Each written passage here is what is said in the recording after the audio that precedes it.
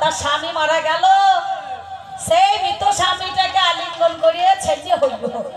বেশ, আমি নারীটার নাম বলছি, স্বামীটারও নাম বলছি, আর তুমি ছেলে কোটার নাম বলে দিও। তুমি তো বেটা ছেলে, সে কটা ছেলে, ছেলে কোটার নাম একটু বললো। নাম যান বসিতাসু রাজা, তার স্ত্রী ছিলেন ভদ্রা। ওই রাজা যখন মারা যায় তখন তিনি নিঃসন্তান ছিলেন, তাই ওই ভদ্রা নারী তার মৃত স্বামীকে আলিঙ্গন করে সন্তানের জন্ম দিয়েছিল। আর একটা রুহু নামে একটা পুরুষ ছিল, তার স্ত্রী হলো প্রমোদ্রা। এই প্রমোদ্রা সেদিন রুহুকে আলিঙ্গন করে 7টা ছেলের জন্ম দিয়েছিল। বুঝতে পেরেছো? তুমি জবাব নিয়ে ধুইয়ে খাও গা, জবাব নিয়ে ধুয়ে খাও গা।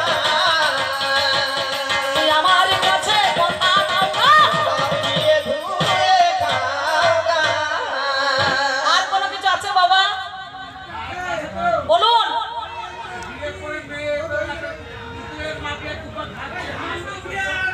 ও, ওটা কোনো ব্যাপার না, শুনুন বলি বলি